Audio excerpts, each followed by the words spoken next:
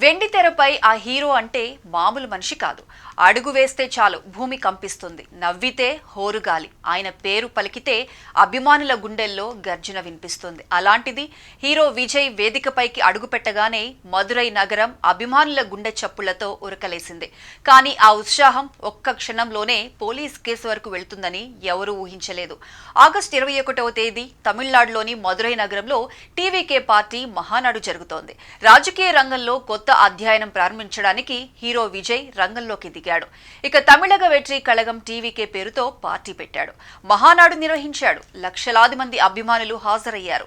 కార్యక్రమాన్ని ప్రారంభించేందుకు హీరో విజయ్ తన స్టైల్లో ర్యాంప్ పై నడుస్తూ అభిమానులకు అభివాదం చేస్తున్నాడు.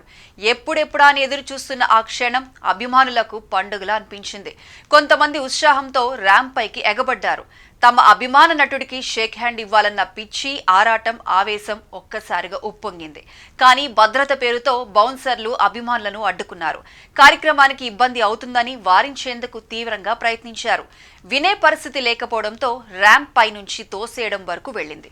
ఒకరిని కాదు, ఇద్దరిని కాదు, ఎగబడేందుకు ప్రయత్నించిన వారందరినీ తోసేశారు. శరత్ కుమార్ అనే అభిమాని తీవ్రంగా గాయపడ్డాడు కూడా.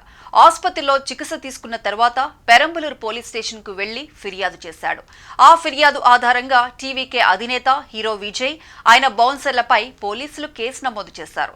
దీంతో రాజకీయ రంగంలో కొత్తగా అడుగు పెడుతున్న విజయ్ కు ఇది మొదటి పెద్ద షాక్ గా మారింది. వచ్చే ఏడాదిలో తమిళనాడు అసెంబ్లీ ఎన్నికలు జరుగుతున్నాయి. విజయ్ నేతృత్వంలోని టీవీకే పార్టీ అధికార డీఎంకే పార్టీతో పోటీకి సన్నద్ధమవుతోంది. బీజేపీకి ఇక్కడ స్థానం లేదు అని ఇప్పటికే విజయ్ పలుమార్లు సవాల్ విసిరాడు.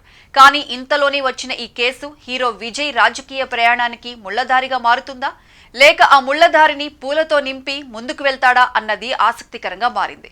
హీరోల పట్ల ఫ్యాన్స్ అభిమానం, పిచ్చి ఆరాధన ఎవరూ ఆపలేని అలలాంటిది. అది పండుగలా ఉంటే ఆరాధన, కానీ అదే అత్యుత్సాహంగా మారితే అది కాస్త వివాదానికి, కేసులకు దారితీస్తుందని ఈ ఘటన రుజువు చేసింది. సినిమా హీరోల పట్ల అభిమానుల ఆరాధన అదుపులో ఉంటే ఉభయతారకం, కానీ అదే ఆరాధన అత్యుత్సాహంగా మారితే, దెబ్బలు తింటే అది ప్రత్యర్థులకు అస్త్రంగా మారే అవకాశం ఉంది. విజయ్ రాజకీయ రంగ ప్రవేశం మొదలుపెట్టిన ఆరంభంలోనే బౌన్సర్ల వల్ల మొదలైన ఈ వివాదం ఎంతవరకు వెళుతుందో అన్న విషయం ఆసక్తికరంగా మారింది.